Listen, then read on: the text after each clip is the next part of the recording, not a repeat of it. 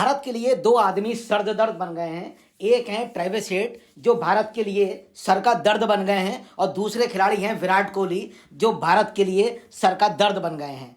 परेशानी ये है कि एक हमारा अपना है और एक विरोधी टीम का है। दोनों ही सरदर्द बने हुए हैं। फिलहाल जो टेस्ट मैच चल रहा है, मैं पिछले 3 वीडियो में बता चुका हूं कि ऑस्ट्रेलिया से गाबा में पार पाना बहुत मुश्किल होगा। अब मेरी दुआ ये है कि मेघा बरसे, इतना बरसे हार से बचा ले। अब तो हार से भारत को बारिश ही बचा सकती है, सिवाय इसके कोई नहीं बचा सकता।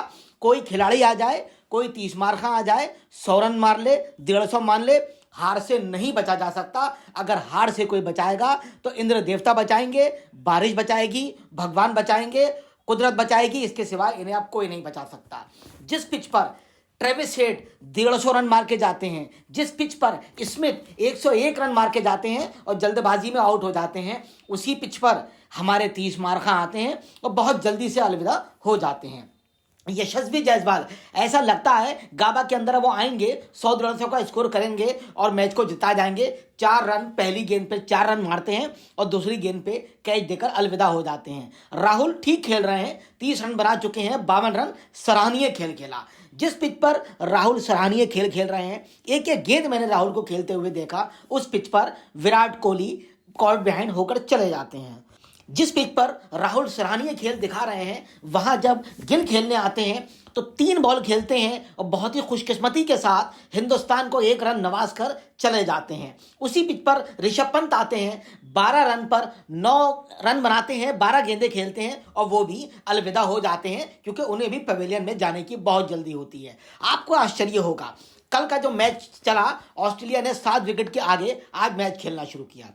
उन्होंने 405 रन कल बनाए थे, आज पूरा स्कोर 445 रन कर दिया। यानी 3 विकेट उन्होंने 40 रन 3 विकेट के लिए जोड़ लिए, जिसमें एलेक्स कैरी नाबाद ने 45 रन बनाए, लाजवाब पारी खेली, एक शानदार छक्का भी लगाया। पूरे गाबा के अब तक के मैच के अंदर एक ही 6 लगा और वो Alex Carey wicket keeper Australia ने लगाया। 5 शानदार चौके भी मारे, 47 गेंदों में 45 रन, ऐसा लग रहा था जैसे वो T20 खेल रहे हों। उसके थोड़ी ही देर के बाद जब इंडिया खेलने आती है तो पिच में उछाल भी आ जाती है, बैट्समैन परेशान भी होने लगते हैं, इतना बीट होते हैं कि सारे के सारे कॉट बिहाइंड या स्लिप में कैच देकर पवेलियन में आराम करने के लिए चले जाते हैं। इससे ज्यादा दुर्भाग्य हमारा कोई नहीं हो सकता।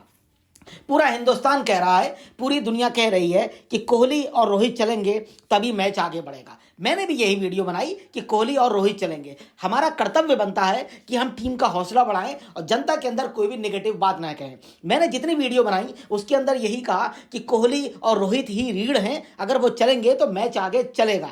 मगर कोहली ने भयंकर रूप से नाराज किया। मैंने शुरू में ही कहा कि 2 लोग हमारे लिए सिरदर्द बन गए हैं, एक ट्रेविस हेड जो सिर का दर्द है और दूसरे विराट कोहली सिर का दर्द है। रोहित खेलने आ चुके हैं मगर 0 बॉल 0 रन पे अभी वो कल खेलेंगे अगर बरसात ने व्यवधान नहीं डाला। मैं तो चाहता हूं कि इंद्र देवता कृपा करें हिंदुस्तान पर, इंद्र देवता अपना आशीर्वाद दें हिंदुस्तान पर और पानी बरसाएं ताकि हम गाबा में हार से बच जाएं। ट्रेविस हेड की बात करते हैं। ऑस्ट्रेलियाई बल्लेबाजी के मास्टर कहे जाने वाले ट्रेविस हेड का बल्ला जब भी भारत के खिलाफ चलता है तो भारतीय टीम को भारी पड़ रहा है, बल्कि जब भी नहीं कहना चाहिए, हमेशा चलता है और भारी पड़ता रहता है। हेड ने विश्व टेस्ट चैंपियनशिप के फाइनल में भी सेंचुरी बना के हरा दिया, वनडे के विश्व कप फाइनल में भी निश्चित तौर पे भारत जीता था, लेकिन हेड को आउट करने की कला हमारे पास नहीं थी। श्रृंखला के एडिलेड टेस्ट के अंदर भी उन्होंने शतक लगा दिया। पर्थ जैसी पिच पर कोई ऑस्ट्रेलिया नहीं खेला, वहां भी 80 रन ठोक दिए। अगर इंडिया का स्कोर ठीक ठाक नहीं होता तो वो भी हेड मैच जिताकर ले जाते, हम यहां पर 2-0 से खड़े होते। फिलहाल 1-1 से बराबर पर हैं। भारतीय टीम को दिल टूटने वाली हार एडिलेड में मिली। अब हम गाबा की बात करें। गाबा में पहले बैटिंग ऑस्ट्रेलिया ने की और भारत ने टॉस जीता, उनको बैटिंग के लिए निमंत्रण दिया। रोहित का बहुत खराब फैसला साबित हुआ क्योंकि इतना लंबा स्कोर अगर कोई पहली पारी में बना देता है और टॉस जीतने के बाद हम उन्हें निमंत्रण देते हैं तो यह फैसला कतई अच्छा नहीं कहा जा सकता। बल्कि मैं तो यहां तक कहूंगा, अगर ऑस्ट्रेलिया में कोई पहली पारी में 300 प्लस स्कोर भी कर लेता है तो वो फैसला भी गलत होता, मगर यहां तो 445 का स्कोर हो गया तो जाहिर सी बात है फैसला पूरी तरह से रोहित का गलत साबित हुआ। गंभीर पिच के बारे में क्या देख रहे हैं, वहां के क्यूरेटर के से बात करके वो क्या समझ रहे हैं, रोहित की समझ कहां चली गई, विराट कोहली भी लगभग कैप्टनसी जैसे मूड में ही रहते हैं, उनकी अकल और सलाहियत कहां चली गई। ऑस्ट्रेलिया की टीम पहले 75 रन पर 3 विकेट खो चुकी थी, वो बुमराह का कमाल था। तभी हेड खेलने आ गए और हेड ने सिरदर्द बनकर इतना लंबा स्कोर बना दिया कि पूरी भारत की टीम उस स्कोर के नीचे दब गई।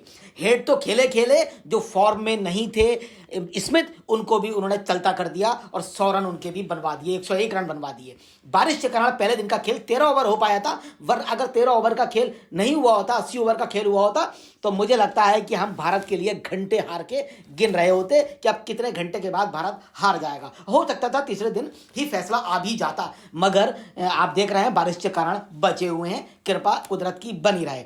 बारिश के कारण पहले दिन का खेल 13.2 ओवर तक ही हो पाया, लेकिन दूसरे दिन का खेल 152 हेड 101 स्मिथ के नाम रहा। दोनों ने 241 रन की पार्टनरशिप करके लहूलुहान भारतीय बॉलिंग को कर दिया।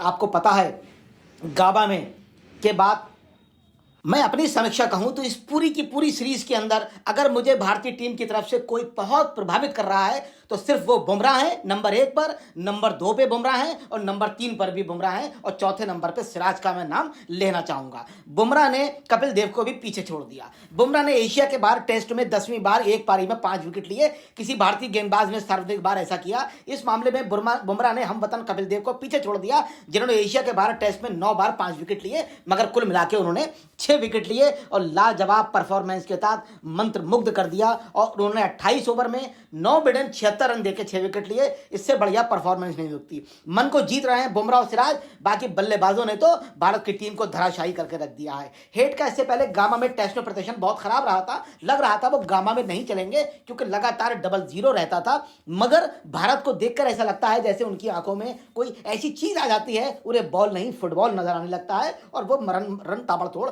मारना शुरू कर देते हैं। और ऐसा ही हुआ, गाबा के अंदर उन्होंने 0 का रिकॉर्ड तोड़ा और भारत के जमकर कुटाई भी कर दी।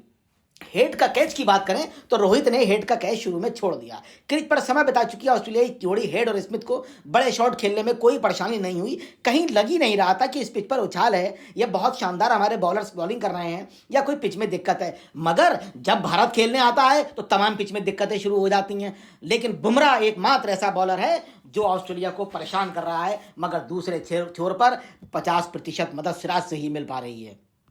मैं हमेशा समीक्षा भी ये करता हूं कि अब हम कैसे आगे मैच खेलें, कैसे जीता जाए, अगर नहीं जीता जाए तो ड्रा कैसे कराया जाए। मेरा मानना यह है कि 3 दिन का मैच खत्म हो चुका है, 400 रन की लीड लगभग भारत को पूरी करना है और उनके पास विकेट कम है। मुझे लगता है कि अगर भारतीय टीम 7 विकेट जो बचे हैं, अगर अच्छे से 6 विकेट बचे हैं, 6 नहीं बल्कि 3 ही विकेट मानिए, बाद के खिलाड़ी तो आया राम गया राम वाले ही हैं।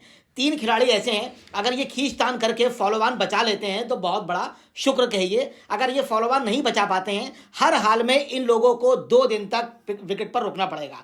यानी 6 विकेट हमारे हाथ में हैं, 10 विकेट वो होंगे, 16 विकेट 2 दिन के अंदर रोक के रखना होगा, तभी मैच ड्रा की पोजीशन में आ पाएगा। अगर इन्होंने 400 रन पूरे भी कर लिए 16 विकेट के अंदर और 400 के बाद 100 या 150 रन की लीड भी दे दी और लंच के बाद भी आउट हुए, तो ऑस्ट्रेलिया निश्चित तौर पे दूसरी पारी में T20 बनाकर मैच को जीत लेगा। जैसा काम भारत ने बांग्लादेश के लिए किया था, ऐसा ऑस्ट्रेलिया कर सकता है और इंडिया को वो बांग्लादेश बना सकता है। अब सवाल यह है कि 16 के 16 विकेट हर हाल में 2 दिन तक रुकना चाहिए। जब परसों शाम को स्टंप हटाया जाए, बेल्स हटाई जाए, तो इंडिया का खिलाड़ी खेलता होना चाहिए, चाहे वो 10वां खिलाड़ी हो, चाहे 9वां हो, चाहे 8वां हो, तभी ये मैच बच सकता है। बहुत बहुत धन्यवाद, थैंक यू वेरी मच। जय हिंद, जय भारत।